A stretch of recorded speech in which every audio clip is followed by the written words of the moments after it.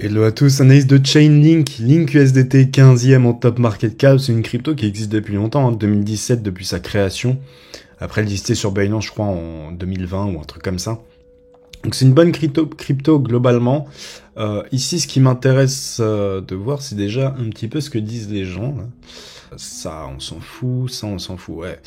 Bon ok, globalement les gens disent de la merde dans les idées.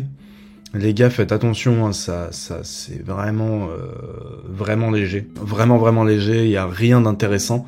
En tout cas, c'est très rare. J'ai vu une fois quelque chose d'intéressant, mais ça reste très rare, donc vous fiez pas à ça pour les débutants, hein. Vous fiez pas sur les idées de traders que vous ne connaissez même pas. Pas très intéressant. Alors, avant de commencer cette vidéo, n'hésitez pas à rejoindre le canal Telegram 100% gratuit. On va vous balancer du lourd. Vous aurez carrément les mêmes contenus que des canaux VIP de mecs que vous connaissez sur YouTube ou je ne sais où, et que vous payez, donc franchement ça va être très intéressant pour vous, c'est gratuit, même pas d'affiliation, que dalle. Donc j'essaye d'accumuler un maximum de gens sur ce canal, et dès qu'on est assez, on commencera à balancer vraiment du contenu très intéressant, à la fois pour les traders, mais aussi des news, etc. pour les investisseurs, qu'on prendra d'à droite à gauche, en instantané, vous aurez tout. Ok, c'est parti pour l'analyse, Chainlink, let's go.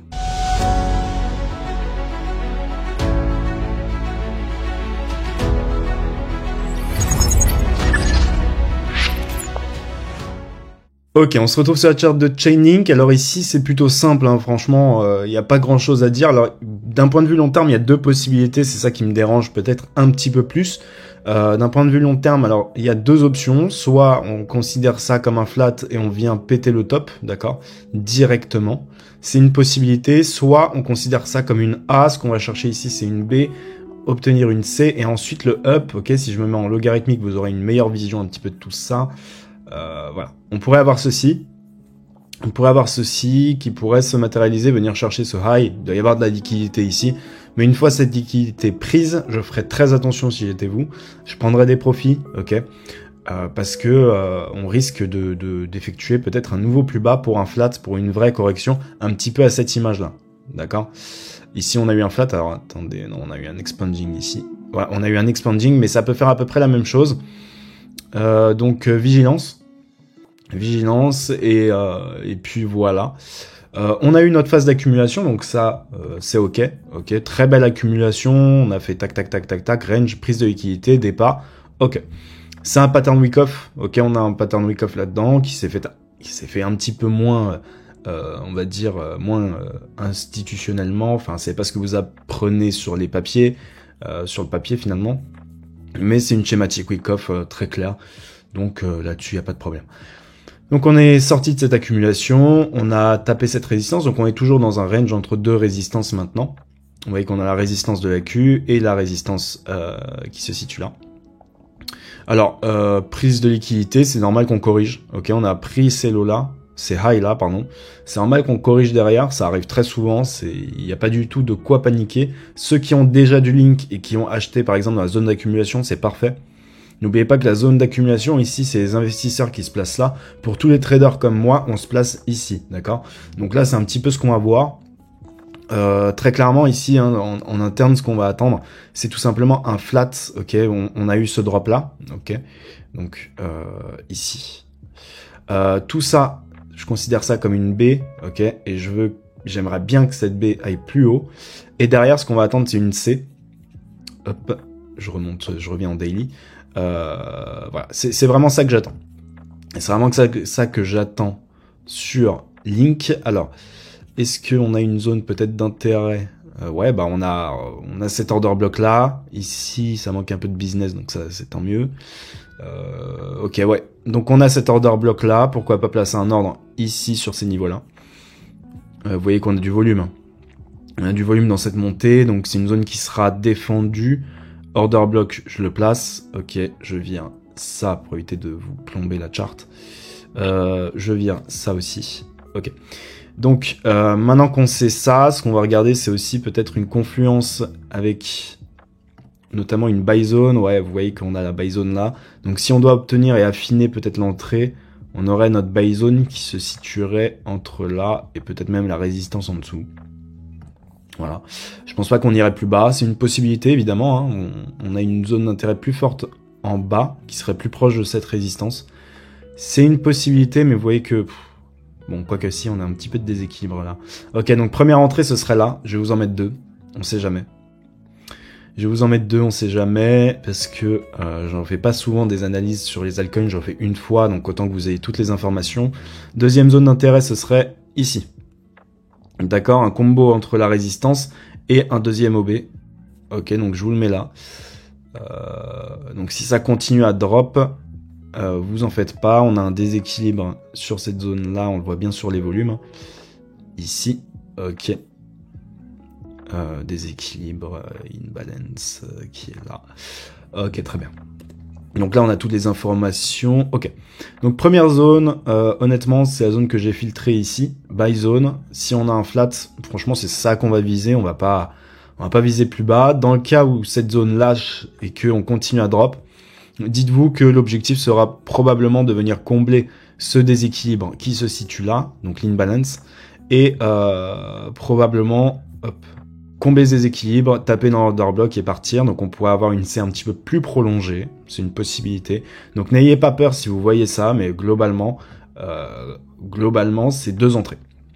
Première entrée entre les 11,7$ et les 10$, les 9,8$, les 9,9$, pardon. Deuxième entrée entre, allez, on va être gentil, les 8,7$ et les 7,6$. Ok. Honnêtement, ceux qui cherchent de la vente, pourquoi pas pour trader, on va vous trouver ça. Ça va être plutôt simple. Ici, hop, je vais réactiver ceci. Non, en daily, ça va être mieux. Alors, où est-ce qu'on a du volume? On a du volume... Ouais, là, on a un petit peu moins de volume. Donc, pour trouver de la vente précisément, on ne se servira pas de ça. Pour trouver de la vente, c'est notamment ici. Donc, en interne, obtenir une A, une B, une C ici. Et derrière, vous pourrez chercher de la vente, notamment peut-être avec du Fibonacci. Ici. Pourquoi pas? Ceux qui veulent trader, on aura un petit setup là-dedans qui pourrait se matérialiser. Une fois le top cassé, hein, finalement. Sell zone, sell zone, sell zone. Ok, magnifique. Donc on pourrait avoir une sell zone en interne. Je vire ça, mais vous avez compris du coup l'idée, le flat ici. Ici, on pourra chercher de la vente. Personnellement, je pense que je tenterai le coup avec un sell à peu près similaire à ceci. Donc une fois le top cassé. Ok, ce que je vais tenter, c'est un stop loss au dernier plus haut et viser le dernier plus bas. Je vise pas la buy zone parce que derrière, je vais probablement prendre de l'achat.